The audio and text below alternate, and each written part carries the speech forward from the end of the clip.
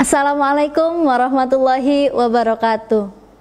Perkenalkan, saya Ulfa Julianti SSMPD, dosen pengampu mata kuliah Sastra Lama dari Prodi Sastra Indonesia. Bagaimana kabarnya rekan-rekan mahasiswa? Semoga selalu dalam kesehatan dan lindungan Tuhan Yang Maha Esa.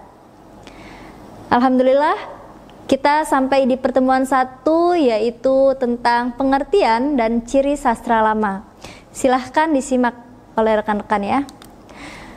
Sastra lama merupakan karya sastra yang berbentuk lisan atau ucapan, yang sering juga disebut sebagai sastra Melayu, yang proses terjadinya berasal dari ucapan serta cerita orang-orang zaman dahulu. Cerita-cerita tersebut banyak yang mengandung pelajaran serta hikmah yang dapat diambil oleh orang-orang yang mendengarnya. Sastra lama adalah cerita yang berkembang dan disampaikan secara turun-temurun dari nenek moyang sampai kepada anak cucunya. Nilai yang terkandung dalam karya sastra diantaranya adalah hedonik, kultural, dan etis. Hedonik merupakan nilai yang memberikan kesenangan kepada pembaca. Kultural merupakan nilai yang membawa kebudayaan suatu tempat. Sedangkan etis adalah nilai yang memancarkan petuah atau ajaran yang berkaitan dengan moral dan agama. Sastra lama memiliki ciri-ciri tersendiri yang membedakannya dengan sastra baru. Di antaranya adalah yang pertama, tidak memiliki nama pengarang atau anonim. Semua sastra lama yang terdapat di Indonesia tidak ada nama pengarangnya. Siapa yang tahu pengarang ataupun pencipta legenda Malin Kundang? Tentu rekan-rekan tidak tahu siapa yang pertama kali menceritakan legenda Malin Kundang. Nah, itulah salah satu ciri dari sastra lama. Yang kedua adalah milik masyarakat. Karena sastra lama tidak ada pengarangnya, maka dongeng, legenda, fabel, serta semua jenis sastra lama menjadi milik masyarakat. Makanya kita sering mendengar istilah legenda masyarakat Sunda ataupun legenda masyarakat Padang. Ini menunjukkan kalau karya sastra tersebut milik masyarakat. Selanjutnya adalah istana sentris.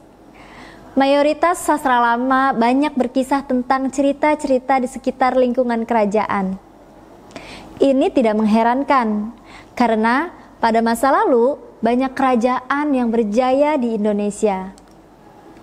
Selanjutnya adalah adat kepercayaan dan mistis. Sastra lama muncul berdasarkan adat kepercayaan masyarakat pada masa lalu. Adat kepercayaan setiap suku dan daerah berbeda-beda. Oleh karena itu, banyak timbul dongeng-dongeng maupun legenda yang keduanya termasuk jenis sastra lama yang berbeda di setiap daerah. Selanjutnya, disebarkan secara lisan.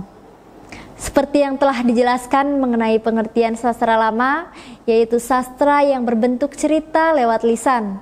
Maka, penyebarannya pun lewat lisan melalui cerita-cerita yang disampaikan masyarakat secara turun-temurun. Itulah pengertian serta ciri-ciri sastra lama secara singkat. Banyak kekhawatiran akan lenyapnya sastra lama seiring dengan hilangnya budaya bercerita di masyarakat kita, terutama di kalangan anak muda.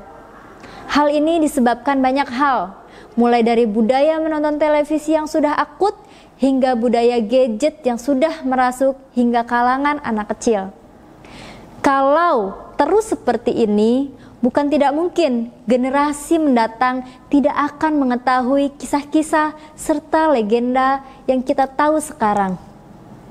Demikian paparan di pertemuan pertama ini mengenai pengertian dan ciri-ciri sastra lama.